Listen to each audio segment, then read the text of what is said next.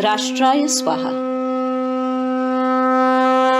आज हम बड़े खुश नसीब हैं, बड़े भाग्यशाली हैं कि आज हमारे बीच में एक ऐसा व्यक्तित्व भी उपस्थित है जिन्होंने स्वतंत्र वीर सावरकर जी के विचारों को अनगिनत कार्यक्रमों के द्वारा अपनी प्रखर वाणी से, अपने मुखर विचारों से सभी भारतवासियों के सम्मुख रखा है और स्वतंत्र वीर सावरकर जी की जीवनी को, स्वतंत्र वीर सावरकर जी के विचारों को, जो असली विचार है, उनकी जो असली कृति है, वो समाज के सामने लाने का एक बहुत बड़ा ऐसा काम किया है।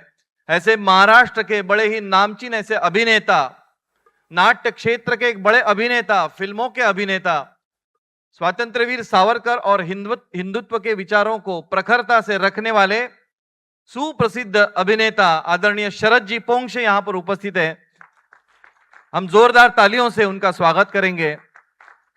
मैं इस मंच पर आदरणीय शरद जी को ससम्मान आमंत्रित करता हूं और मैं आदरणीय शरद जी से यह प्रार्थना करता हूं कि आज इस उपस्थित हम सभी लोगों को अपने विचारों से, अपनी वाणी से अभिभूत करें। नमस्कार। यहाँ उपस्थित सारे भाइयों और बहनों, आज एक बहुत ही सुंदर क्षण है कि स्वतंत्र वीर सावरकर जी की प्रतिमा का समंदर के किनारे, वो भी अंडमान के समंदर के किनारे अनावरण हुआ। अभी राष्ट्रीय स्वयंसेवक संघ को 100 साल पूरे हुए। उनके सरसंघ चालक मोहन जी भागवत, इस देश के गृह मंत्री जी अमित जी शाह, इनके हाथों इसका अनावरण हुआ। स्वतंत्र वीर सावरकर और समुद्र ये एक अलग ही नाता है। 22,000 पृष्ठों का साहित्य लिखा सावरकर जी ने। 27 साल इस देश की आजादी के लिए काला पानी की सजा भुगती। आज अच्छा लगता है जब मैं एयरपोर्ट पे उतरता हूं तो वीर सावरकर अंतर्राष्ट्रीय हवाई अड्डा, ये पढ़कर अच्छा लगता है।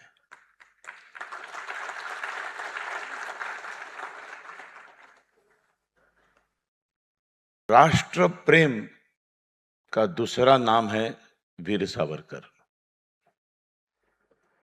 देश के लिए पूरे जीवन को समर्पित कैसे किया जाता है, ये अगर देखना है तो सावरकर का चरित्र पढ़ना चाहिए। आज हम लोगों को यहां सम्मानित कर रहे हैं। सावरकर जी के गीतों को पूरी दुनिया में लोकप्रिय बनाने वाले महाराष्ट्र के, हिंदुस्तान के ज्येष्ठ संगीतकार हृदयनाथ जी मंगेशकर यहां पधारे हैं। उनका मैं स्वागत करता हूं।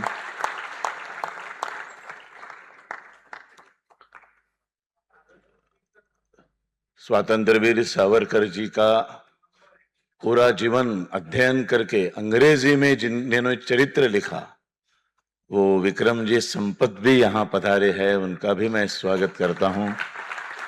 ये बहुत बड़ा कार्य है। अंग्रेजी में लिखने की वजह से सावरकर के विचार, सावरकर का चरित्र सिर्फ देश ही नहीं, विदेशों तक पहुंच चुका है। ये विक्रम जी का बहुत बड़ा योगदान है।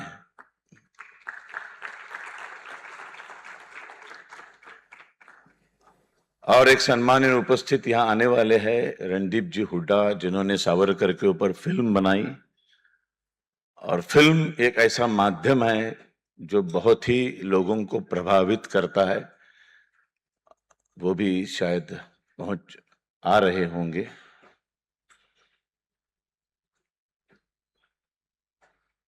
सावरकर के अनेक विचार है, उनमें से एक ही विचार आज फिर एक बार याद करने की जरूरत है। सावरकर जी का एक वाक्य है जो देश इतिहास भूल जाते हैं उनका भूगोल बिगड़ता है।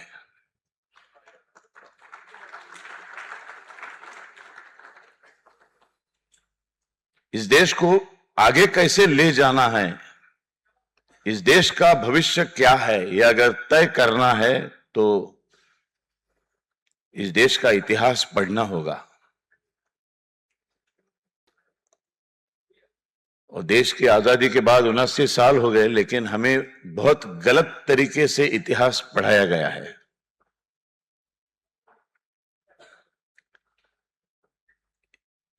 इस देश के ऊपर जिन्होंने आक्रमण किया उनका महिमा मंडन करने का इतिहास हमें पढ़ाया गया है।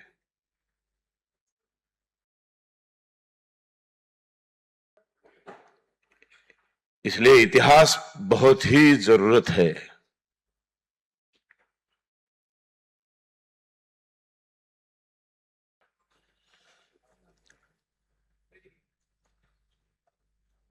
छत्रपति शिवाजी महाराज सिर्फ महाराष्ट्र तक सीमित रह चुके।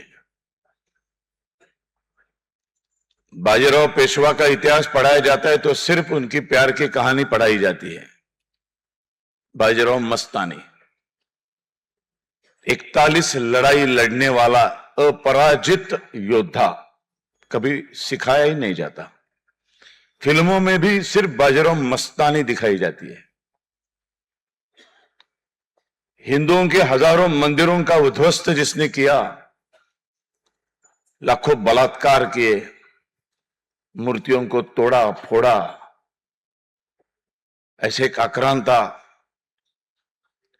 के ऊपर दिल्ली दूरदर्शन पर एक धारावाहिक दिखाई गई।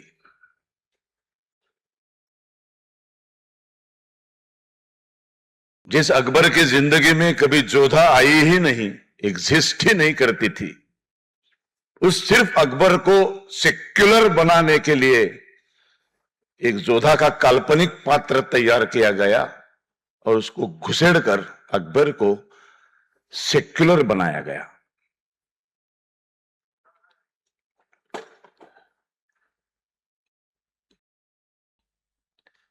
लेकिन छत्रपति शिवाजी महाराज के बारे में हमें कुछ नहीं पता।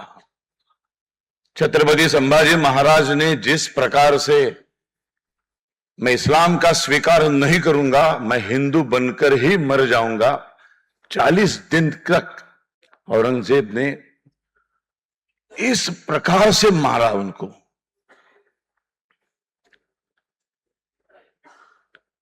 क्रूरता की ऊंचाई क्या हो सकता है, क्रूर आदमी क्या क्रूरता दिखा सकता है, वो सब कुछ संभाजी महाराज के ऊपर निकाला और उनको 40 दिन तक यातना दे देकर मार डाला। लेकिन ये हमें पता चलने के लिए 2025 की छावा नावा की फिल्म आनी चाहिए। छावा अगर नहीं आती तो संभाजी महाराज का बलिदान हमें कभी पता ही नहीं चलता, क्योंकि हमें इतिहास कभी पढ़ाया ही नहीं जाता है।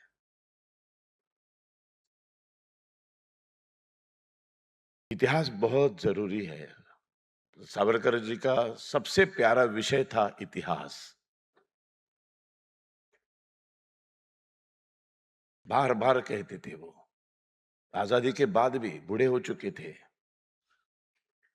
70 साल की उम्र थी। पूना में एक प्रोग्राम में गए थे, वहां उन्होंने बच्चों के सामने कहा, अगर ये नेहरू की सरकार सही इतिहास नहीं पढ़ाएगी तो मुझे बाह्यशाला बनकर इतिहास पढ़ाना पड़ेगा। इतनी बातें, ऐसी ऐसी बातें सावरकर जी ने देश की भलाई के लिए कही थी, हमने कभी ध्यान ही नहीं दिया।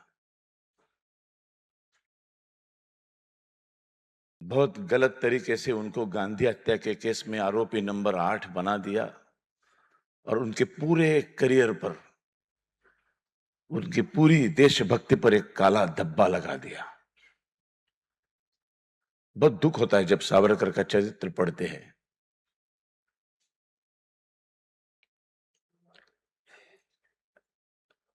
अंडमान आने के बाद एक बार सेलुलर जेल में जाइए, उस 7x11 की कोठरी में एक आधा घंटा बैठ के दिखाइए। फिर पता चलेगा 11 साल 27 साल का एक जवान जो इंग्लैंड में जाके बैरिस्टर होके आया था, अगर वो चाहे तो इंग्लैंड में प्रैक्टिस कर सकता था, अपनी पूरी फैमिली को रत्नागिरी से पूना से इंग्लैंड शिफ्ट करके बहुत ही अय्याशी की जिंदगी जी सकता था, बहुत ही अमीरी जिंदगी जी सकता था। लेकिन ऐसे अमीरी जिंदगी पर लात मारकर उन्होंने खुद स्वयं काला पानी की सजा की माला अपने गले में ले ली। 11 साल 1910 से 1921 तक, उसके बाद भी छोड़ा नहीं उनको। यहां से कलकत्ता लेके गए, अलीपुर के जेल में, वहां से पूना, पूना से रत्नागिरी, वहां से वापस पूना, और फिर 24 को आजादी। आजादी भी पूरी तरह से नहीं, स्थानबद्धता, रत्नागिरी के घर में स्थानबद्धता। वो पॉलिटिक्स में हिस्सा ले नहीं सकते, वो पेपर में लिख नहीं सकते, वो मोर्चा में आंदोलन में भाग नहीं ले सकते हैं, वो कुछ नहीं कर सकते, सिर्फ घर में बैठे रहो, सिर्फ जेल के बजाय घर में बैठना। इनकम के सारे सोर्सेस बंद कर दिए गए थे। उन्होंने एक लेटर लिखा ब्रिटिश को, ब्रिटिश गवर्नमेंट को, मेरी फैमिली जिएगी कैसे, खाना क्या खाएगी, एक तो काम करने का मौका दो, या फिर जो आपका रूल है, ब्रिटिश रूल, जब इनकम के सारे सोर्सेस जब आप सील कर देते हो तो आप एक उदर निर्वाह भत्ता देते हो, वो मिनिमम 120 से 150 तक सारे स्पेशल प्रिजनर्स को ये दिया जाता है, वो मुझे भी मिलना चाहिए, या फिर मुझे काम करने का मौका दो। ब्रिटिश गवर्नमेंट ने उनको 120 नहीं, सिर्फ 60 रुपए भत्ता दिया, और वो भी उधर निर्वाह भत्ता था, वो पेंशन नहीं थी। पेंशन एक बार आदमी 30-40 साल की नौकरी करता है, रिटायर होने के बाद मरते दम तक उसको पेंशन मिलती है, उसको पेंशन कहते हैं। 1924 से 1929 तक उनको 5 साल की घर में बैठने की सजा दी गई, फिर वो और बढ़ाई दी गई 34 तक, फिर बढ़ाई गई, 37 में वो पूरी तरह से आजाद हो। जब भी जिस दिन वो आजाद हुए उस दिन उनका उदर निर्वाह भत्ता बंद कर दिया गया।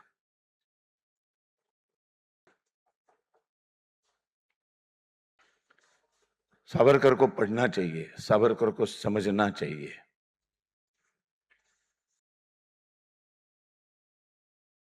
40-50 साल आगे की सोचने वाला इस देश का एकमेव पॉलिटिकल लीडर था वो। एक ऐसा नेतृत्व जो आज जो भी कदम उठाऊंगा उसके 40-50 साल के बाद देश को क्या परिणाम भुगतने होंगे, ये सोचकर कदम उठाने वाले सावरकर थे। ये समाजवादी लोग, कम्युनिस्ट लोग सावरकर को हमेशा विरोध करते थे, लेकिन एक बार एसएम जोशी, बहुत बड़े समाजवादी नेते, उन्होंने सावरकर को एक निमंत्रण दिया, आपकी 60 साल उम्र हो चुकी है तो आपका एक बर्थडे स्पेशल एक सत्कार समारंभ हम करना चाहते हैं। तो सावरकर ने आश्चर्य प्रकट किया कि मेरा सत्कार आप कर रहे हैं, आपकी पूरी जिंदगी गई मुझे गाली देने में, तो आप सत्कार कैसे कर रहे हैं? तो एसएम जोशी ने कहा, अगर आप सत्कार स्वीकारेंगे तो रंगमंच पर मैं इसका जवाब दूंगा। सावरकर जी बोले, ठीक है, सत्कार कर रहे हैं, अच्छी बात है, मैं आता हूं, जरूर आऊंगा। निमंत्रण को स्वीकार किया, सावरकर जी गए रंगमंच, और सारे समाजवादी नेते बैठे और एक बीच में हिंदुत्ववादी सावरकर बैठे हैं। उनके 60 साल का सत्कार समारंभ हुआ, फिर एसएम जोशी खड़े हो गए, उन्होंने कहा, सब मैं निमंत्रण देने के लिए गया था तो सावरकर ने मुझे पूछा, पूरी जिंदगी आपकी गई गाली देने में, तो आज सत्कार कैसे कर रहे हैं? तो मैंने उनको कहा, ये जवाब मैं कार्यक्रम में दूंगा, तो आज मैं जवाब देना चाहता हूं। अंडमान जाने से पहले जब सावरकर जी ने इंग्लैंड में 1857 का स्वातंत्र समर ये ग्रंथ लिखा, जिस ग्रंथ में हिंदू मुस्लिम भाई भाई का समर्थन किया था, उस सावरकर का आज हम सत्कार कर रहे हैं।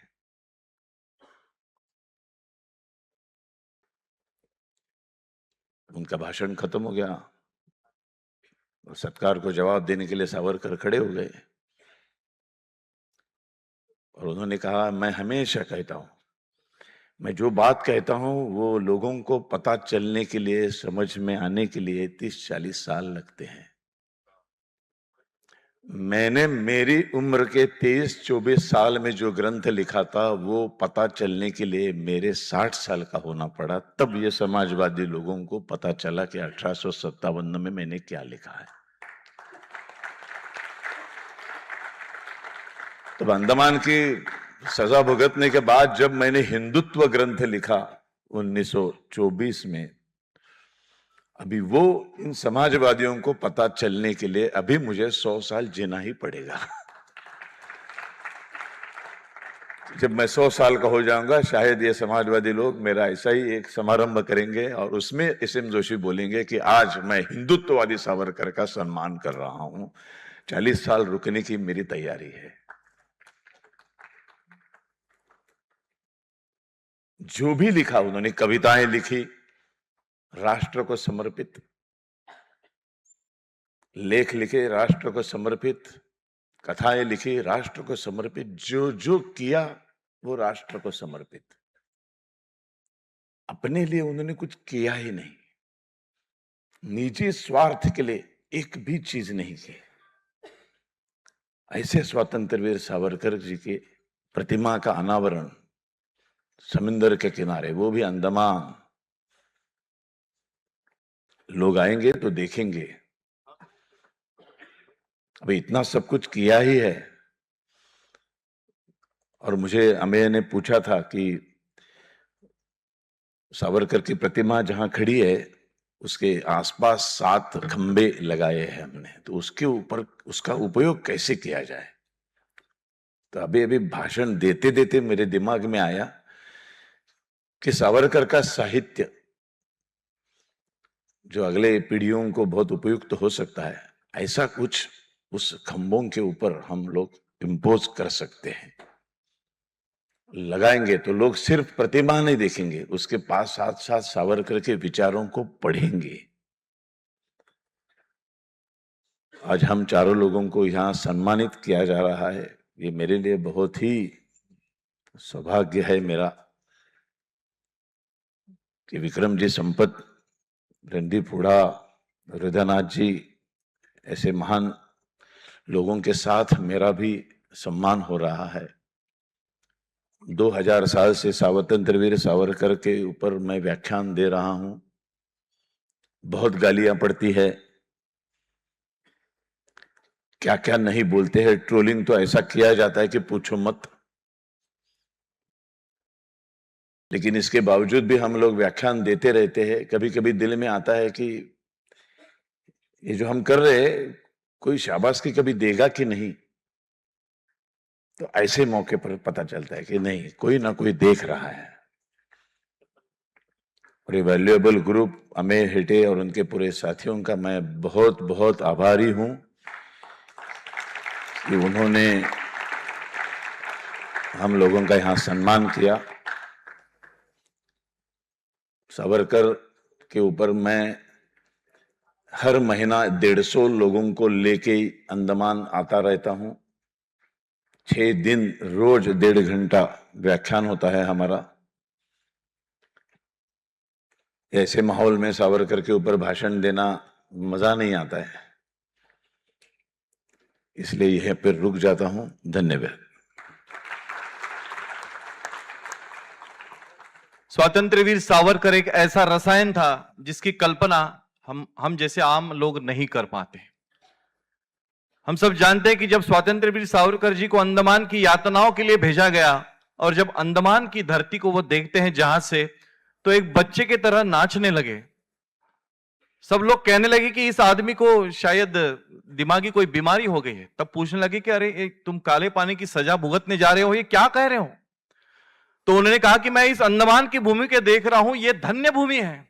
जब हमारा देश जल्दी ही स्वतंत्र हो जाएगा, तब अगर मुझे कोई अधिकार मिले तो मेरे देश के नेवल बेस के लिए मैं इसी धरती को चुनूंगा। यह वाक्य वो तब कहता है जब काले पानी की सजा भुगतने जा रहा है, जो मृत्यु से नहीं डरता और जो कहता है कि जो मृत्यु मुझे डर कर भागता है, ऐसा मैं हूं अनादिमी अनंतमी अवध्यमी भला।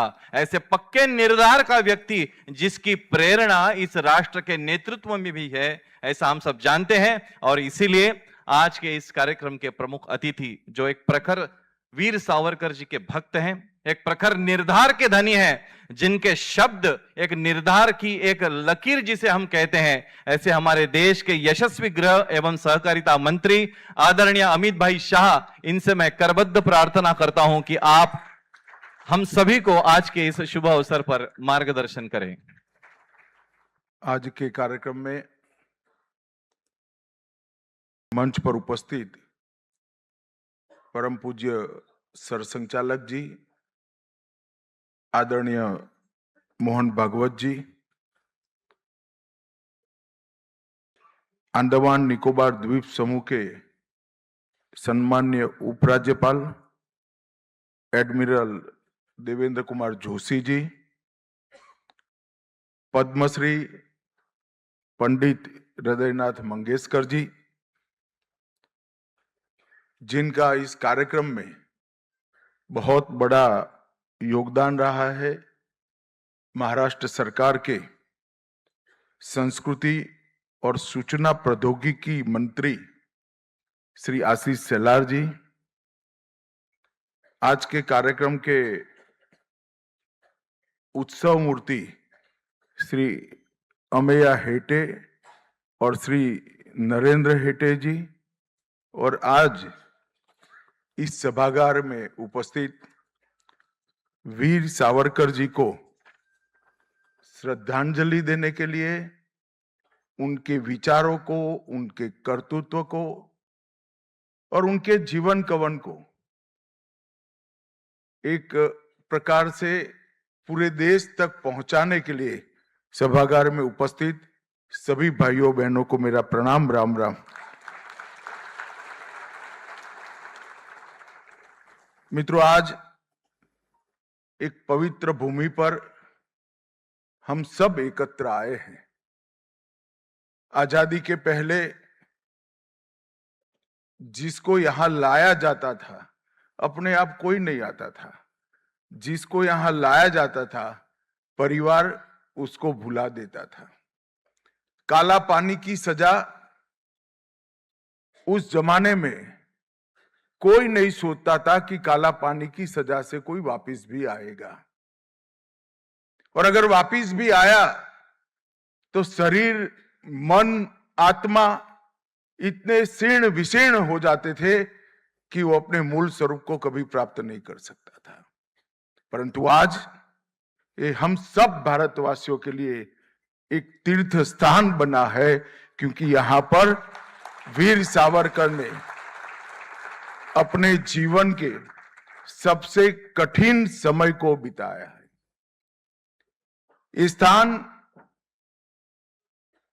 हमारे स्वतंत्रता संग्राम के दूसरे महान स्वतंत्रता सेनानी सुभाष बाबू की स्मृति से भी जुड़ा है, क्योंकि जब आजाद हिंद फौज ने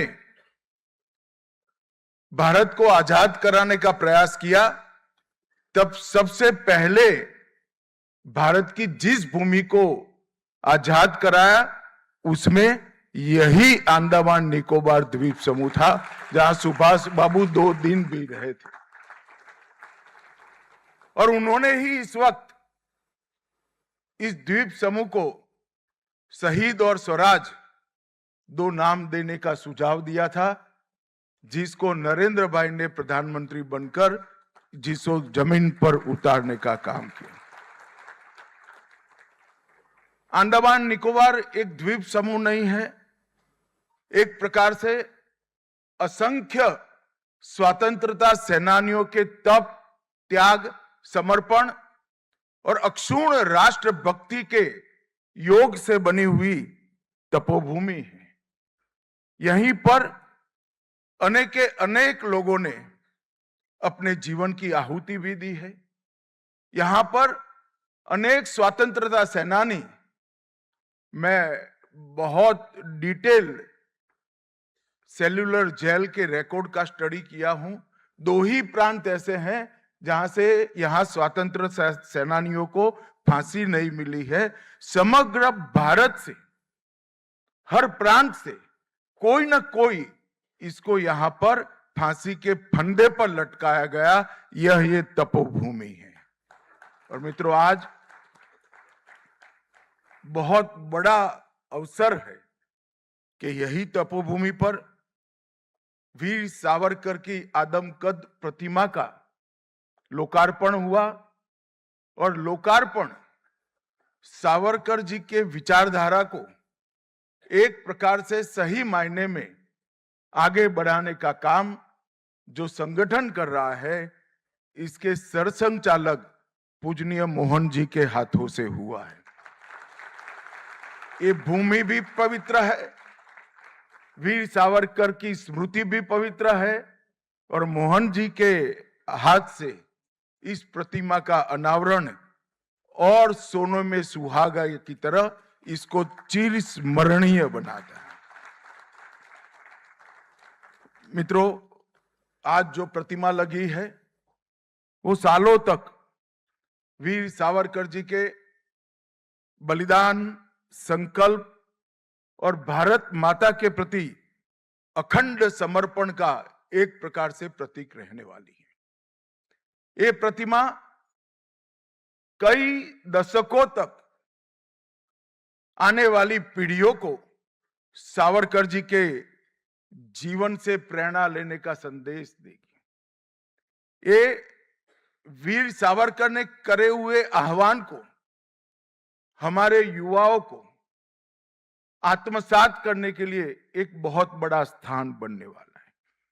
वीर सावरकर का साहस का संदेश, मातृभूमि के प्रति कर्तव्य परायणता का संदेश, दृढ़ता का उनका गुण और राष्ट्रीय एकात्मता और सुरक्षा और समृद्ध राष्ट्र की कल्पना को युवाओं को सौंपने का एक बहुत बड़ा स्थान बनेगा। सावरकर जी का एक वाक्य मेरे जैसे कई सावरकर जी के अनुयायियों के लिए बहुत महत्वपूर्ण है। वीरता ये भय का अभाव नहीं है, वीरता भय ऊपर प्राप्त की हुई विजय है। जो भय को नहीं जानते हैं वो हमेशा से वीर होते हैं, परंतु सच्चे वीर ये होते हैं जो भय को जानते हैं और परास्त करने का साहस रखते हैं, वो ही वीर। और सावरकर जी इस वाक्य को जिए हैं। जब उन्होंने इस देश को आजाद कराने का प्रण लिया, पंडित जी ने कहा तभी मुझे मालूम पड़ा कि 11 साल की आयु में शिव स्तुति की रचना उन्होंने की थी। मुझे मालूम नहीं था, और वो भी तिलक महाराज के सामने की थी। ये गुण उनके बाल सहज मस्तिष्क में से उभरा हुआ गुण था। परंतु जब वो बड़े हुए, इंग्लैंड गए, तब उनको मालूम था कि किस प्रचंड शक्ति के खिलाफ वो भारत माता को आजाद कराने का प्रण लेकर निकले हैं। इसका भय नहीं है, भय नहीं होगा ऐसा कोई न माने, परंतु मातृभूमि के प्रति उत्कंठ समर्पण का भाव ये भय के ऊपर विजय प्राप्त कर गया और वीर सावरकर बने। मित्रों, यहां पर आज एक कॉफी टेबल बुक का भी विमोचन हुआ है। मैंने ध्यान से देखा है नहीं है, मगर उसका जो कवर पेज है उसको देखा है। सावरकर जी के सभी गुणों को इसके अंदर समाहित करने का प्रयास किया है। सावरकर के विचारों को आगे बढ़ाने वाले कई महानुभावों का आज यहां पर सम्मान भी हुआ है। पंडित हृदयनाथ मंगेशकर जी, शायद इस सभागार में एक ही व्यक्ति है जिन्होंने सावरकर जी को सदैह देखा है, ऐसे पंडित जी का सम्मान हुआ। डॉक्टर विक्रम संपत जी, जिन्होंने बहुत तरीके से सावरकर जी के जीवनी को पुस्तक में संजोने का काम किया है। रणदीप हुड्डा, मैं जब सुना कि रणदीप जी वीर सावरकर की भूमिका एक फिल्म में अदाकार के रूप में अदा करने वाले हैं, तब मुझे लगा कि रणदीप जी ने गलत जगह पे हाथ डाल दिया है। सावरकर जी के चेहरे पर जो दृढ़ता, जो आत्मविश्वास, जो देशभक्ति और देश के प्रति समर्पण का जो भाव था, वो कोई कलाकार नहीं ला पाएगा। मगर रणदीप जी, आप सफल हुए हैं बहुत अच्छे तरीके से। आपने सावरकर जी के जीवन चरित्र को आज की युवा पीढ़ी के सामने रखने का काम किया है। सागर को कोई बांध नहीं सकता। इस प्रकार से सावरकर जी के गुणों को, उनके जीवन की ऊंचाई को और उनके अनेक आयाम वाले व्यक्तित्व को पुस्तक, कविता या फिल्म में संजो कर रखना बहुत कठिन है। मगर ये जो प्रयास हुए हैं अलग अलग स्तर पर, वो प्रयासों ने आने वाली पीढ़ियों को सावरकर को समझने का एक बहुत बड़ा जरिया दिया है। इसलिए आज जिन सभी महानुभावों का सम्मान हुआ है, उनको भी मैं मनपूर्वक प्रणाम करना चाहता हूं। आज पंडित हृदयनाथ मंगेशकर जी और उनकी टीम ने जो संगीतमय प्रस्तुति की, इससे पूरे भारत के लोग आह्लादित होंगे। ये कार्यक्रम जो भी देखेगा वो कुछ साल पीछे चला जाएगा। मराठी में की, काफी लोगों को लगा होगा कि मैं तो मराठी नहीं हूं, मगर मैं आधा मराठी हूं। मेरी पत्नी महाराष्ट्र से आती है, तो मुझे मराठी समझ में तो आती है। और सागरा प्राण तरमरला, ये गीत एक प्रकार से मातृभूमि के विरह में लिखा हुआ गीत है, परंतु ये आजादी की युद्ध के लिए प्रस्थान गीत भी है। उसी गीत में उन्होंने ऐसा भाव उन्होंने रखकर ये आजादी का एक प्रकार से उद्घोष उन्होंने किया था। यहाँ शरद पोंक्षे जी का भी सम्मान हुआ। और आज सावरकर जी के सम्मान में 116 साल पहले रचे हुए अमर गीत को, सागर तुम मेरी मातृभूमि की ओर ले चलो, प्राण अब कुंठित होते हैं। मित्रों, प्राण कुंठित तभी होते हैं जब विरह, वेदना, सहन शक्ति के बाहर जाती है। एक देशभक्त युवा विदेश के किनारे पर रहकर जब कहता है कि मातृभूमि के विरह से मेरे प्राण कुंठित होते हैं, वो ही देशभक्ति की पराकाष्ठा का वर्णन कवि इससे अच्छे शब्दों में नहीं कर सकता। ये गीत की रचना इंग्लैंड के ब्राइटन सागर किनारे पर की गई और इसके एक एक पंक्ति में, एक एक शब्द में मातृभूमि के प्रति अमर प्रेम झलकता है और यही इस गीत को अमर बनाता है। वो ये भी कहते हैं कि मुझे वहां ले चलो जहां मेरी जड़ें हैं, जहां का हर कण मेरे अस्तित्व को पहचानता है। व्यक्ति का अस्तित्व सिर्फ शरीर से नहीं बनता है। व्यक्ति का अस्तित्व जिस विचारधारा का वो अनुसरण करता है, वो विचारों से भी होता है। व्यक्ति का अस्तित्व, आत्मा जिसको श्रेष्ठ मानती है, वो संस्कृति से भी होता है और व्यक्ति का अस्तित्व उसके कर्म से भी होता है। और वीर सावरकर के ये तीनों गुणों को अगर कोई पहचान पाता है तो भारत ही पहचान सकता है। और इसलिए उन्होंने कहा था, मुझे वहां ले चलो जहां मेरी जड़ें हैं, जहां हर कण मेरे अस्तित्व को पहचानता है।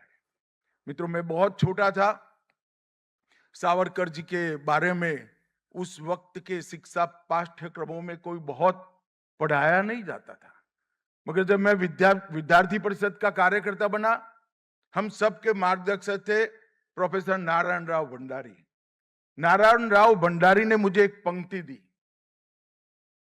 वो पंक्ति थी, तुझ साठी मरण ते जनन, तुझ वीण जनन ते मरण। ये वाक्य नारायण राव भंडारी ने मुझे दिया था और उन्होंने कहा था, अमित, तेरे जैसे युवाओं ने इसको जीवन का ध्येय वाक्य बनाना चाहिए। मुझे मराठी नहीं आती थी, थोड़ा बहुत समझ में आता था। मैंने भंडारी जी को कहा कि भंडारी जी, ये वाक्य किसके द्वारा बोला गया और उसका भावार्थ क्या है? तो उन्होंने कहा, ये वाक्य वीर सावरकर का वाक्य है कि मातृभूमि, तेरे बिना जीवन मेरे मृत्यु के समान है और तेरे लिए मृत्यु ही मेरा जीवन का लक्ष्य है, मेरे लिए जीवन है। और मित्रों, ये वाक्य ने अनेक युवाओं को जीने की प्रेरणा दी होगी, मरने की प्रेरणा दी होगी। मैं आज इस मंच के माध्यम से देश के युवाओं को भी कहना चाहता हूं, एक समय था जब देश के लिए मरने की जरूरत थी, देश के लिए शहीद होने की जरूरत थी। आज देश के लिए मरने की जरूरत नहीं है, परंतु देश के लिए जीने की जरूरत तो आज भी है। तभी जाकर सावरकर की कल्पना का भारत हम बना सकते हैं। हमारे युवा अगर सावरकर जी की कल्पना का भारत बनाना चाहते हैं तो जिस क्षेत्र में आप काम करते हैं वो क्षेत्र के अंदर सावरकर जी की प्रेरणा के अनुरूप जीवन जीकर जीवन का लक्ष्य सुरक्षित और सबसे समृद्ध भारत माता की रचना करना, भारत की रचना करना, ये हमारा होना चाहिए। मित्रों, सावरकर जी के जीवन को जब ध्यान से देखते हैं तो ऐसा व्यक्ति आने वाली सदियों तक शायद फिर से इस पृथ्वी पर नहीं आएगा। इतना महान व्यक्तित्व, वो राइटर भी थे, वो फाइटर भी थे, वो जन्मजात देशभक्त थे, एक आर्ष दृष्टा भी थे, एक बहुत बड़े समाज सुधारक भी थे, एक बहुत बड़े कवि और लेखक भी थे। गद्य और पद्य दोनों पर सिद्धता हो ऐसे साहित्यकार बहुत कम है, मगर मैंने सावरकर जी के साहित्य को बहुत अच्छे से पढ़ा है। मैं निर्णय पर ही नहीं पहुंच सकता हूं कि वो अच्छे कवि थे या अच्छे लेखक थे, दोनों में वो उत्कृष्ट थे। वो एक बहुत बड़े भाषा शास्त्री थे। पंडित जी ने कहा ऐसे अनेक शब्द उन्होंने अपने आप बनाकर हमारी भाषाओं को पूर्ण करने का काम किया है। आज गृह मंत्रालय के अंतर्गत भारतीय भाषाओं का विभाग भी आता है, राजभाषा का विभाग आता है। तो राजभाषा मतलब हिंदी का प्रवाह, जीवन प्रवाह, और भारतीय भाषाओं का जीवन प्रवाह पर अध्ययन होते हैं। लगभग 600 से ज्यादा शब्द ऐसे हैं जो वीर सावरकर जी ने हमारी भाषाओं को पूर्ण करने के लिए हमारे शब्दकोश में दिए हैं। और मित्रों, मैं कुछ 2-3 शब्द आपको बताना चाहता हूं। हम पिक्चर देखते हैं, आर्ट डायरेक्शन किसका है? आर्ट डायरेक्शन सावरकर एरा के पहले कहीं इसका हिंदी नहीं था, कहीं इसका भारतीय भाषाओं में समावेश ही नहीं था। सावरकर जी ने कहा मैं विदेशी भाषा का उपयोग नहीं करूंगा।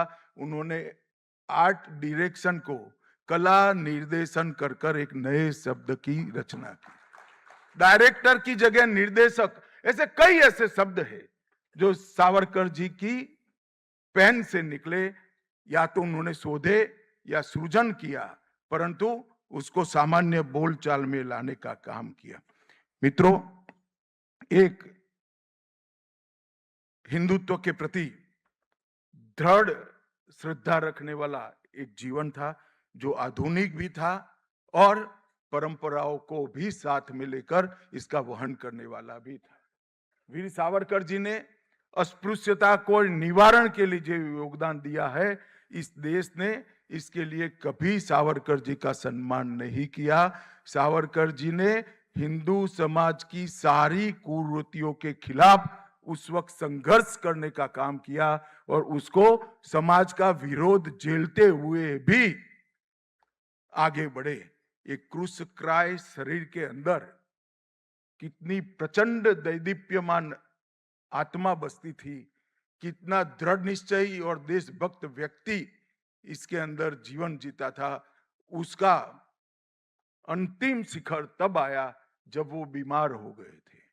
बीमार होने के बाद आज के जमाने में हम लोग देखते हैं, हम सब करते हैं, अपने परिजनों को बचाने के लिए वेंटिलेटर रखते हैं, नाना प्रकार के प्रयास करते हैं। उन्होंने कहा कि एक क्रूस का शरीर अब भारत माता के कोई काम का नहीं है। मैं हिंदू हूं, मैं पुनः जन्म लूंगा, अब मुझे जीने की जरूरत नहीं है। और अपने आप का आत्म बलिदान करने का काम वीर सावरकर ने किया। मित्रों, ये बहुत बड़ी बात है। पुनर्जन्म के सिद्धांत पर जिसको हम सब सच मानते हैं, मगर कई जगह इसको मान्यता नहीं है। इसके प्रति इतना दृढ़ विश्वास और वो मृत्यु का कारण बने, वो सावरकर जैसा महान व्यक्ति ही कर सकता है। एक जीवन में 2 जन्मठी जिसको दे दी, वो व्यक्ति कितना भयजनक अंग्रेजों को लगता होगा, वो ही इनके प्रचंड सामर्थ्य का परिचायक है। आजादी के आंदोलन में अंग्रेज आए तब से गए तब तक किसी को फांसी तो दी, मगर एक जीवन में 2 जन्मटिप किसी को नहीं दी और वीर सावरकर को ही वो सम्मान प्राप्त हुआ। और जब सेल्युलर जेल में आए तब अंग्रेज जेलर ने उनको कहा कि सावरकर, आप आए तो हो, मगर आपका आयुष्य इतना नहीं है, आप वापस कैसे जाओगे? उन्होंने कहा, मैं जरूर वापस जाऊंगा। तेरी सल्तनत की आयुष्य मेरे आयुष्य से कम है, मैं भारत माता को स्वतंत्र देख कर जाऊंगा। कितना दृढ़ आत्मविश्वास इस देश के भविष्य के प्रति, भारत माता की स्वतंत्रता के प्रति और इस देश के उज्जवल भविष्य के प्रति होगा। और मित्रों, आज मैं मानता हूं कि हम एक ऐसी भूमि पर बैठे हैं जहां भारतीय सशस्त्र क्रांति की नींव डालने वाले वीर सावरकर की भी ये भूमि पावन की है और उसका सर्वोच्च शिखर सुभाष बाबू थे, वो भी यहाँ अपने कदम रखे हैं। ये बहुत पवित्र भूमि है मान्यवर। आज सावरकर जी के जीवन को आज हमारे युवाओं ने इसमें से प्रेरणा लेने का काम सरल हो, इसलिए ढेर सारी चीजों का यहाँ प्रकाशन भी हुआ है और उसको बहुत संगीतमय रचनाओं के साथ यहाँ गाया भी गया है।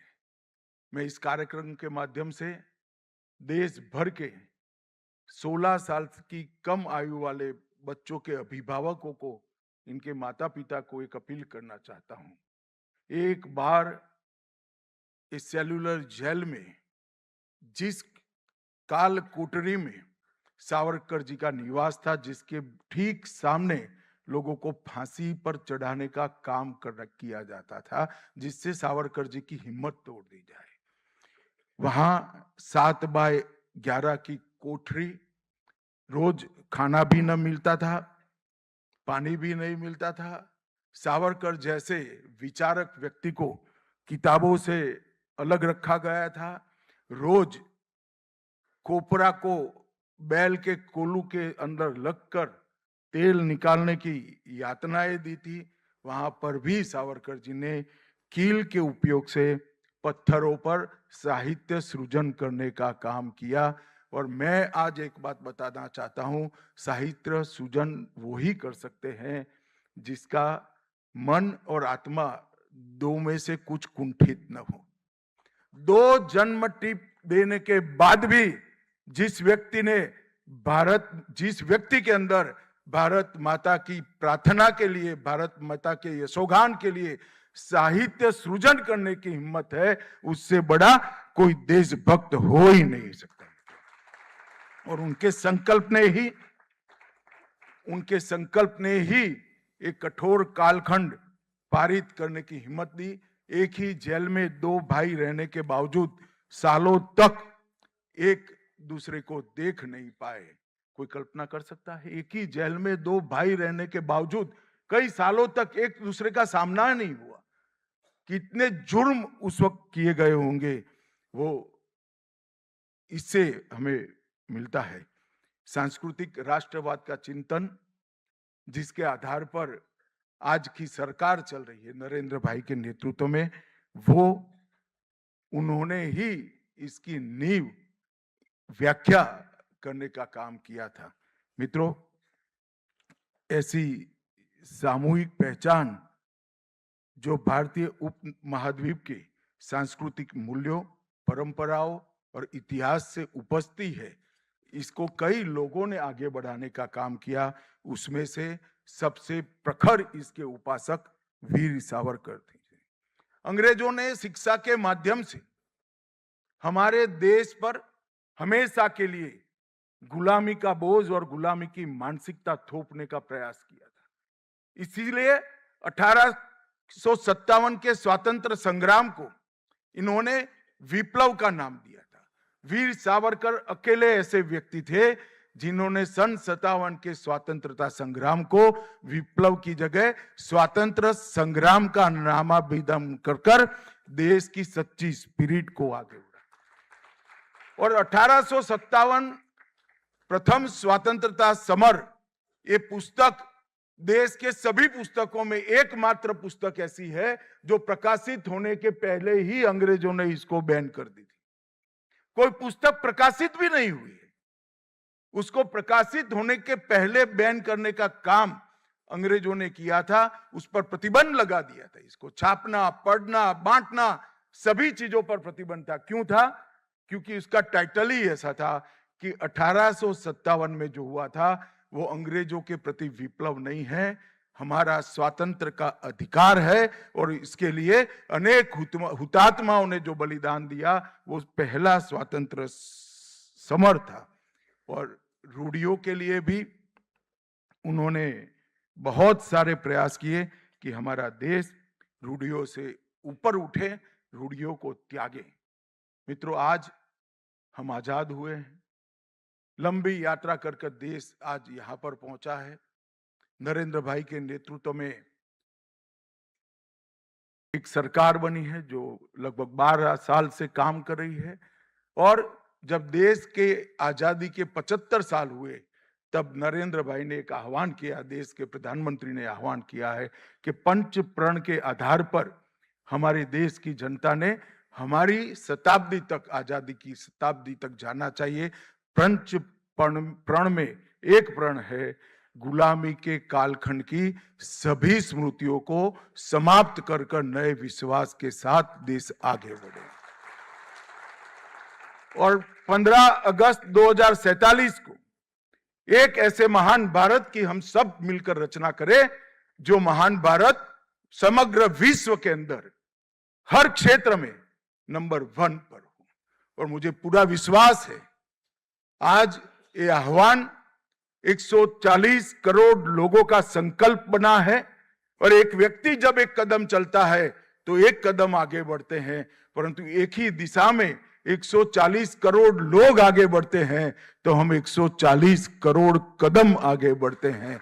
यही बात महान भारत की रचना करेगी। भारत समृद्ध भी होगा, भारत सुरक्षित भी होगा, भारत संस्कृत भी होगा और भारत शिक्षित भी होगा। भारत का स्वास्थ्य, हर जन का स्वास्थ्य हम बहुत अच्छे तरीके से मैनेज कर पाएंगे। इस प्रकार के भारत की रचना ही वीर सावरकर की कल्पना थी।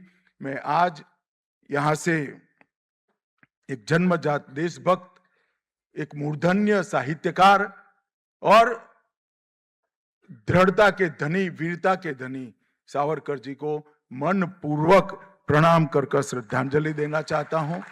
मित्रों, पद्मश्री, पद्म विभूषण, सभी प्रकार के अलंकरण जो मिलते हैं वो सरकारें देती है। वीर सावरकर को वीर की उपमा कोई सरकार ने नहीं दी है, देश के जन जन ने देने का काम किया। यही इनकी स्वीकृति बताता है। आज पूजनीय मोहन जी के उपस्थिति में इनकी अमर कृतियों का संगीतमय नए सुरों में पंडित जी ने हम सबको सुनने का मौका दिया। पूजनीय मोहन जी ने एक प्रतिमा का भी अनावरण किया और एक कॉफी टेबल बुक भी बनाया है। मैं आशा करता हूं कि सावरकर का विचार विशेषकर हमारे किशोरों में, युवाओं में और बच्चों में सभी अभिभावक इसको आरोपित करें, इससे संस्कृत करें। यही अभ्यर्थना के साथ मेरी वाणी को विराम देता हूं। वंदे मातरम।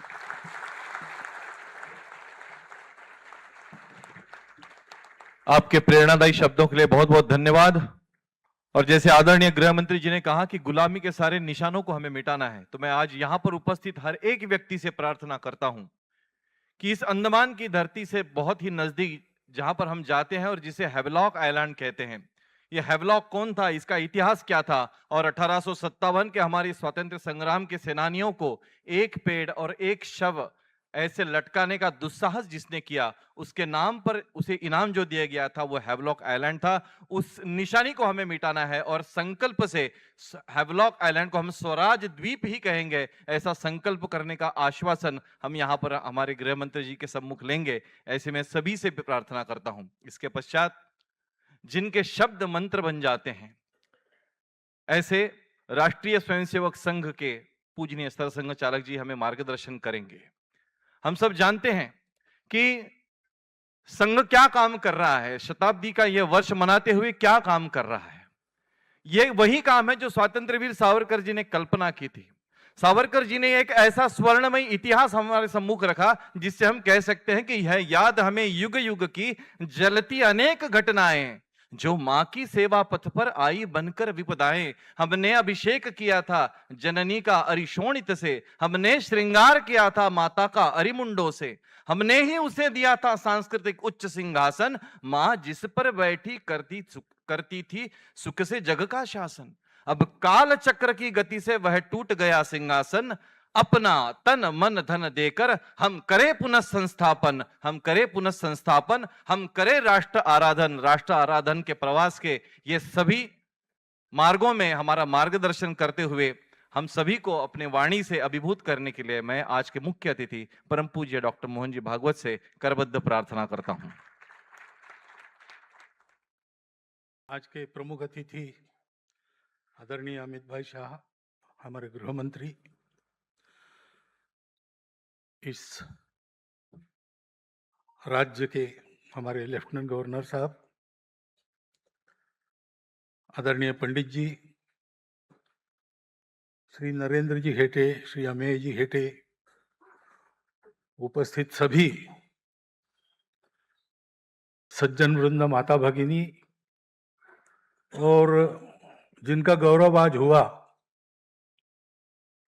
वो सभी गौरव मूर्ति। एक अपने यहाँ पर पुराने रिवाज में सुबह उठ के कुछ श्लोकों का पठन होता है, उसको प्रातः स्मरण कहते हैं। उस प्रातः स्मरण के श्लोकों में एक श्लोक ऐसा है, वो पांडवों के बारे में है। धर्मो विवर्धति युधिष्ठिर कीर्तनेन, पापम प्रणश्यति वृकोदर कीर्तनेन। ऐसा पांचों पांडवों के बारे में है, मुझे कंठस्थ है, लेकिन पहला जो कहा है धर्मो विवर्धति युधिष्ठिर कीर्तनेन,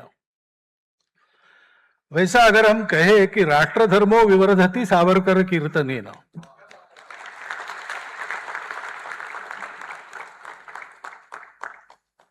लेकिन केवल कीर्तन से नहीं होगा।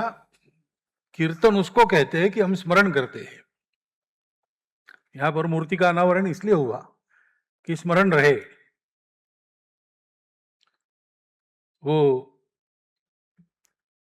सिंहासन बत्तीसी है, कथा है कि विक्रम राजा सिंहासन चढ़ने वाला है, तो सिंहासन की 32 पैड़ियां और एक एक पर एक एक मूर्ति लगी है। वो पैर रखता है तो पहली मूर्ति कहती है रुको, तुम इस सिंहासन पर चढ़ने वाले हो। इस सिंहासन पर पहले बैठे थे, उन्होंने क्या किया पता है क्या? फिर वो एक कहानी बताती है और कहती कि विचार करो तुम ये कर सकते हो क्या। ऐसे कीर्तन स्मरण जब करते हैं तो उसका उद्देश्य ही ये होता है, एक तो कीर्तन इसलिए करना है कि वैसा होना है। किसी व्यक्ति का उत्तम स्मरण क्या हो सकता है?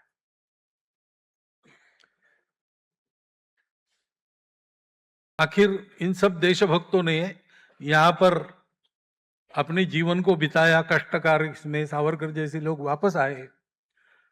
वापस आने के बाद भी, अंडमान के जेल से वापस आने के बाद भी उन्होंने अपना काम छोड़ा नहीं, वो जारी रखा। जिस प्रकार से कर सकते थे उस प्रकार से किया। तो ये सब करने का कारण क्या था? कारण यही था कि सब लोग ऐसे बने। इसलिए पंडित जी ने जो स्मरण बताया कि इसमें जो गीत में शब्द है, बाल गुलाब, यानी अपने देश के सब बच्चे, तो देश के सब लोगों के मन में देशभक्ति का भाव है, वो ऐसा प्रखर होना चाहिए, उत्कट होना चाहिए। ऐसे तो कल्पना किसी ने नहीं की होगी, उन्होंने भी नहीं की होगी कि हम कुछ लोग शस्त्राचार करके अंग्रेजों को भगा देंगे। लेकिन हमारे शस्त्राचार करने से एक और अंग्रेज को धाक, दूसरी ओर अपने लोगों में जागृति, ये बात तो थी। और इसलिए कीर्तन स्मरण, ये सारी बातें जो करनी है वो अनुकरण के लिए करनी है। और अनुकरण जिसका करना है वो पूर्ण चाहिए, नहीं तो गलत बातों का अनुकरण, गलती करने वाले का करेंगे तो गलत बातों का भी अनुकरण होगा। सावरकर जी का चरित्र हम देखते हैं तो ये पूर्णता हमको उनके चरित्र में मिलती है। वर्णन बहुत हुआ है, अमित भाई के भाषण में भी आया। सब कुछ, सब प्रकार की प्रतिभा उनके पास थी। सावरकर जी का वर्णन करना है तो कई विशेषण लगते हैं। उनकी कविताओं को देखेंगे तो एक एक कविता में उनके व्यक्तित्व का एक एक पहलू मिलता है। स्वतंत्रता देवी की आरती जो उन्होंने कही है उसमें उत्कट स्वातंत्र्याकांक्षा स्पष्ट होती है। आखिरी के कड़ी में वो वीरभाव प्रकट होता है, हे अधम रक्त रंजिते सुजन पूजिते श्री स्वतंत्र थे।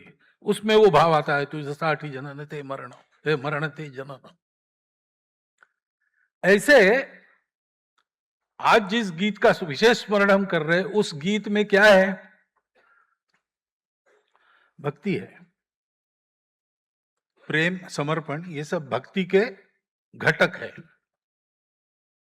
आदमी जुड़ जाता है, जुड़ जाकर तन्मय होता है तो देश का दुख उसका दुख बन जाता है। अपने व्यक्तिगत, अपने शरीर मन बुद्धि के दुख वो भूल जाता है और देश की वेदना, देश का दुख, देश के हित के लिए प्रयास, यही उसके अपने जीवन के लिए प्रयास बन जाते हैं। ऐसी तन्मयता, और ये तन्मयता शुद्ध सात्विक प्रेम के कारण। मातृभूमि पर प्रेम नहीं करता वो कैसे पुत्र कहला सकता है अपने आप को? करोड़ों पुत्रों की माता श्रृंखलाओं में बद्ध है, ये सहन करने वाला पुत्र कैसे हो सकता है?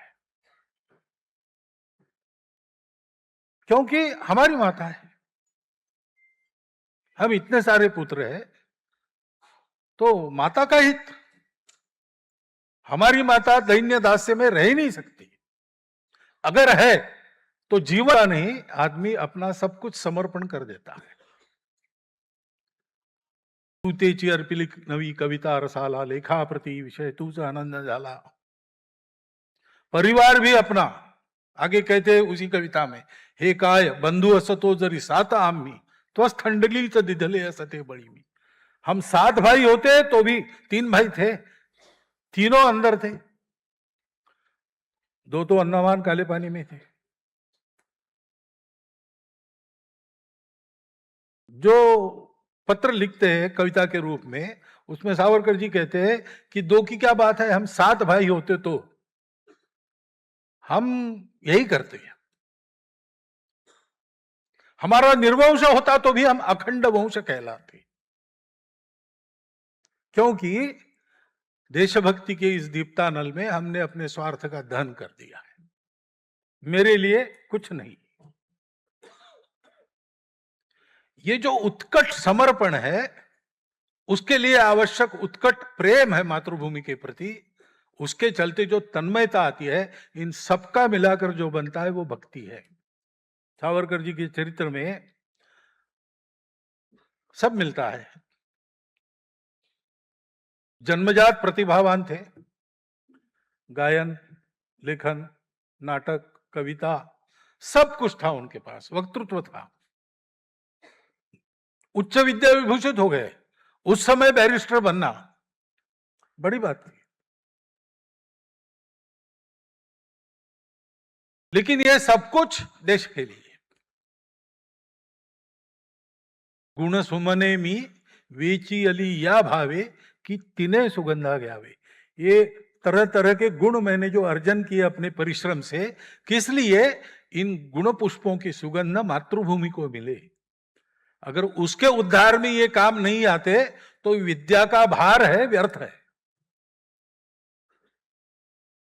जो कुछ कर रहे हैं वो उसी के लिए कर रहे हैं।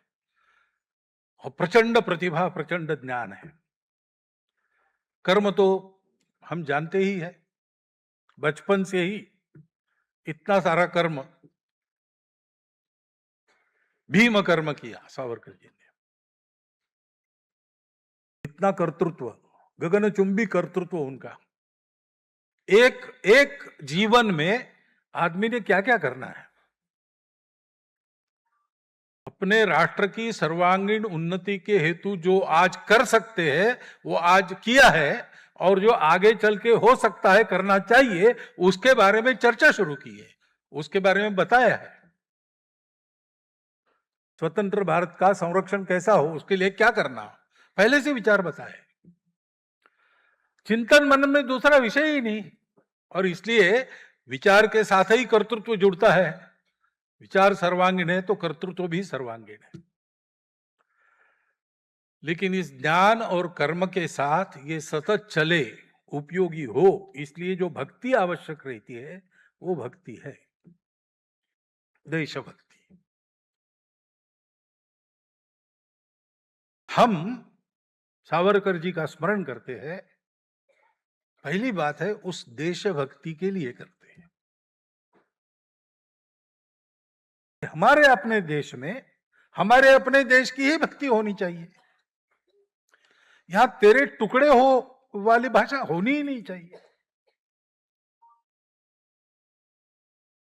कैसे होता है हमारे होते हुए? पूरा भारत देश हम उसको एक मानकर, एक राष्ट्र मानकर चले हैं।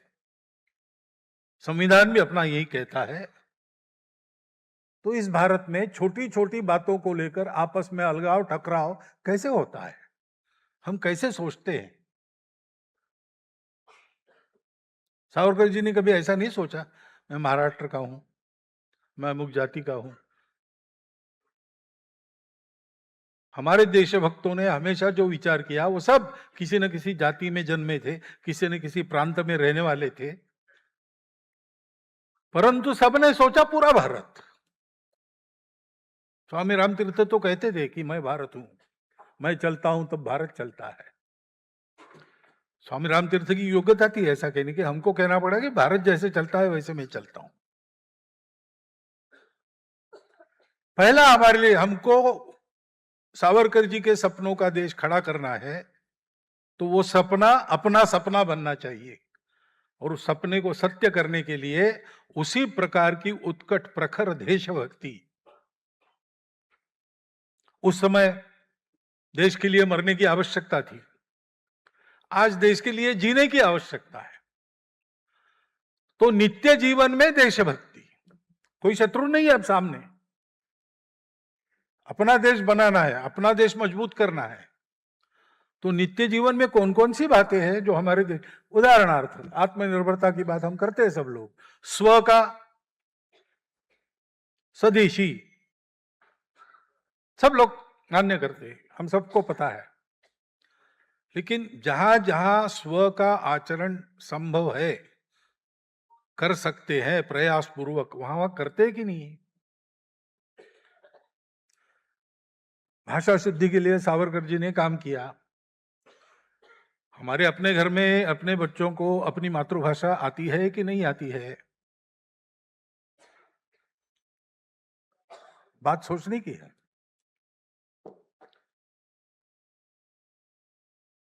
अपनी परंपरा का देश काल परिस्थिति सुसंगत चित्र हमारे घर के जीवन में है कि नहीं है? सावरकर जी को तो जो रास्ता लेना पड़ा, देश पराधीन था, उस समय शस्त्राचार करना पड़ा, उसके लिए सारे खतरे उठाने पड़े, साहस करने पड़े, सब उन्होंने किया। आज तो वैसा कुछ करना पड़ने वाला नहीं, हमको कहीं जहाज से कूदना नहीं पड़ेगा सागर में, हमको कहीं काले पानी की सजा पर खपना नहीं पड़ेगा। हमको तो उससे बहुत सरल परिस्थिति मिली है। हमको अपने से, अपने परिवार से प्रारंभ करके आचरण करना है। अपने बच्चों को दिशा देनी है कि खूब कमाओ लेकिन देश के लिए कमाओ, अपने लिए मत खर्चा करो। जो पढ़ना है पढ़ो, लेकिन ये सोच के पढ़ो कि देश के लिए क्या काम आने वाला है। जो सारी बातें लेकर सावरकर जी ने काम किया, उन बातों का आचरण अपने जीवन में करने का अपना प्रयास, ये होता है कि नहीं होता है? वो करना पड़ेगा। वो करने का स्मरण रहे, इसलिए हम सावरकर जी की मूर्ति बनाते हैं, हम उनके रचे हुए गीतों को अच्छा स्वर देकर प्रकाशित करते हैं, प्रसारित करते हैं, हम स्वयं गाते हैं कभी कभी। इसका भान अपने को रखना पड़ेगा। सावरकर जी स्वतंत्रता के बाद भी बहुत साल तक रहे। समय समय पर उन्होंने क्या होना चाहिए, कैसे होना चाहिए, इसके बारे में बोला भी है, प्रयास भी जितना कर सकते थे उतना किया है। आज नहीं तो कम से कम 20 साल बाद प्रत्येक भारतीय को ये कहते बनना चाहिए कि सावरकर जी की जो अपेक्षा थी वो भारत के प्रत्येक जन ने पूरी करने का पूरा प्रयास किया है। पूरा प्रयास करेंगे तो बहुशः यशस्वी होंगे ही होंगे। ये हमको करना पड़ेगा और इसलिए इन सब बातों का अध्ययन करना, और वो बिना समर्पण के संभव नहीं है। अपने अपने छोटे छोटे स्वार्थ प्रायोरिटी प्रथम प्राथमिकता पर रखकर चलने के बाद ये संभव नहीं होता है। ये निश्चय करना पड़ता है कि जब तक चलते हैं चलेंगे, जब नहीं चलेंगे छोड़ देने पड़ेंगे, तब छोड़ देंगे, अर्पण कर देंगे। प्राथमिकता भारत है, राष्ट्र है, देश का जीवन है। राष्ट्र क्या है, इसकी भी स्पष्ट कल्पना सावरकर जी ने दी है। उसको उन्होंने हिंदू राष्ट्र कहा है, और हिंदू की व्याख्या भी बताई है। सिंधु सिंधु पर्यंता यस्य भारत भूमिका पितृभू पुण्यभूश्चैव सबैरिंदुरिति स्मृता। इस प्रकार के भाव से स्वयं को परिपूरित करते हुए संपूर्ण देश इस भाव से परिपूरित हो और सबके जीवन ऐसे बने, और अपने शक्ति की पराकाष्ठा करते हुए प्रत्येक व्यक्ति देश के लिए जिए, देश के लिए जिए, स्वयं देश होकर जिए, भारत बने, भारत को जाने, भारत बने, भारत को माने जीवन में, उसके लिए जिए। ये समर्पण, ये भक्ति सावरकर जी के जीवन की इस गीत से प्रकाशित होती है। नहीं, मुझे लगता है वो वीराणी कहते हैं ना, विरहिणी से वीराणी बना है। तो ज्ञानेश्वर महाराज की विरहिणी मराठी में प्रसिद्ध है, वैसे ही है। भगवान मिलता नहीं इसलिए तड़प रहे। यहां देश के लिए उनका देव देश ही है, उसी को सब कुछ माना है और उसके लिए तड़प रहे हैं। स्वामी विवेकानंद ने कहा था 50 साल के लिए सब देवी देवताओं को बाजू रखो, एकमात्र अपनी देवता है भारत माता, उसके पुत्र सारे भारतवासी, वही अपने बंधु, उनके लिए करो। यही लेके हमको चलना पड़ेगा, पूर्ण समर्पण के साथ ये लेकर कैसे चलना, किस प्रकार से धैर्य रखना, किस प्रकार से कष्ट करना, किस प्रकार से सब सहन करके भी। सावरकर जी को परतंत्रता में भी सहना पड़ा, स्वतंत्रता में भी सहना पड़ा, लेकिन कभी उनके मुख से भारतवासियों के प्रति उद्विग्नता, शाप ऐसा नहीं निकला। देशभक्ति है, देश के लिए किया, स्वयं के लिए अपेक्षा ही नहीं थी। तो उपेक्षा होती है तो भी जीवन का एक ही उद्देश्य है, देश के लिए समर्पित है। वो भक्ति ही सारी शक्ति देती है सहन करने की। ऐसी भक्ति हमको अपने जीवन में धारण करनी पड़ेगी। सावरकर जी एक अर्थ में 1857 से 1947 तक देश की स्वतंत्रता के लिए जितने लोगों ने प्रयास किए, जितने लोगों ने जीवन दिए, उत्तमोत्तम नाम है। आकाश गंगा है एक तरह से, उस आकाश गंगा के प्रातिनिधिक और सबसे दैदीप्यमान तारा सावरकर जी। और वो तारा अपने लिए मार्गदर्शक है, वो अपनी दिशा निर्धारण करता है। अपने राष्ट्र को परम वैभव संपन्न बनाना है, आगे चलना है, तो हम सब लोगों को सावरकर जी को अपने जीवन में उतारना पड़ेगा। डरना नहीं, उनके जीवन के सब कष्ट देखकर, क्या क्या यातनाएं उन्होंने भोगी, उसको देखकर डरना नहीं। चलते जाए एक एक कदम, जिसको जितना बने उतना करे, पूरी शक्ति लगाकर करे। सेतु बंधन में बड़े बड़े पत्थर लाने वाले महाबली वानर थे, एक गिलहरी भी थी, उसको भी राम का चिन्ह मिला ना। तो जो भी करना है देश के लिए करेंगे, जितना अधिक अच्छा कर सकते उतना अधिक अच्छा करेंगे, सतत इस भावना में आगे बढ़ेंगे, भक्ति को बढ़ाते जाएंगे, देश को परम वैभव संपन्न बनाएंगे, विश्वगुरु बनाएंगे।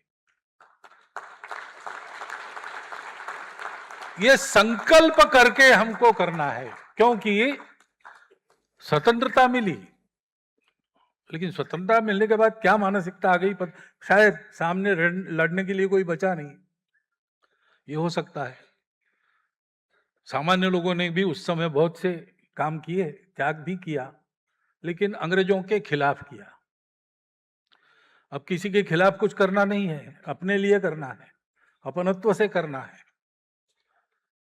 और अपनत्व का उद्गम वही भक्ति है। हम जुड़ते हैं देश से, देश कैसा है, क्या है, लोग कैसे है, क्या है, बात की बात है। ये सब अपने हैं, ये अपना देश है, ये अपना राष्ट्र है। अपना क्यों है? क्योंकि ये देश जानता है कि सारा अस्तित्व उस अपनेपन से जुड़ा है। उस एक आध्यात्मिक सत्य की परंपरा इसको मिली है, जो अपने तत्वों को शाश्वत रखते हुए देश काल परिस्थिति सुसंगत रूप लेकर पुनः पुनः दुनिया में धर्म को जीवित रखती है। वो धर्म प्राण स्वरूप, ये अपने राष्ट्र का शाश्वत स्वरूप है। ऊपर का तो बदलता ही है और बदलना भी चाहिए। यही सावरकर जी की कल्पना थी। ऐसी एक स्पष्ट कल्पना मन में रखकर अपने देश के उन्नति के लिए अपने जीवन को समर्पित करना, सबने सन्यासी बनना आवश्यक नहीं है। देश बनाने में घर गृहस्थी भी काम आती है।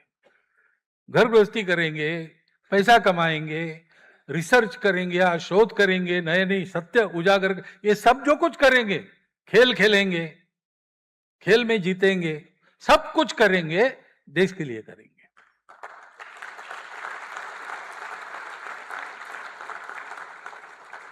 ये बात पक्की रखकर हम जीवन में चलेंगे। ऐसा चलने का प्रारंभ हम लोग संकल्प करके करेंगे। छोटी छोटी बातें एक एक एक एक ठीक करते जाना तो जीवन बन सकता है। हम एकदम सूरज नहीं बनेंगे आसमान के, सावरकर जी जैसे, लेकिन एक दीपक तो बन ही सकते हैं। वो प्रयास करना, स्मरण करना, इसलिए करना।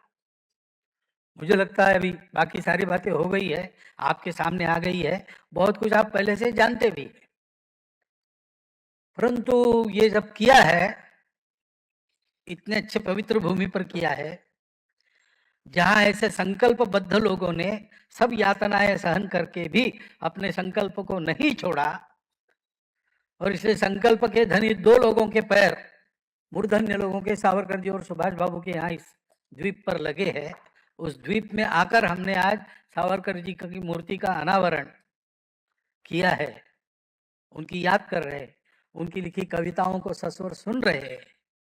तो अपने मन में ये भाव जागृत होना चाहिए, और उस भाव के प्रकाश में हमने ये संकल्प लेना चाहिए कि आज से, अभी से आगे एक एक कदम पर विचार करेंगे कि हम उनके जैसे कितने बन रहे। इस जीवन में उनके जैसे पूरे बन जाएंगे ऐसा नहीं है, लेकिन थोड़ा बहुत उनके निकट पहुंचे इन सब मामलों में, ये अनुभूति हम इसी जीवन में ले सके, ऐसा जीवन इसके बाद हमको जीना है। ये संकल्प लेकर अगर हम जाएंगे तो मुझे लगता है कि आज का जो कार्यक्रम है वो प्रतीक रूप न रहते हुए एक सार्थक कदम उस दिशा में बनेगा। लोग तो जो प्रेरणा लेनी है लेंगे, लेकिन लोग जब ये देखेंगे कि इस कार्यक्रम में पहुंचे हुए श्लोक उन्होंने अपने जीवन को और उन्नत करना शुरू कर दिया है, तो वो भी इसका अनुकरण करेंगे। बड़ी बड़ी बातें होती है, उनकी शुरुआत बहुत छोटी होती है। तो 2047 में अखंड वैभव संपन्न बल संपन्न विश्वगुरु भारत बनने की धारा शायद आज के इस कार्यक्रम की गंगोत्री के रूप में शुरू हो जाए।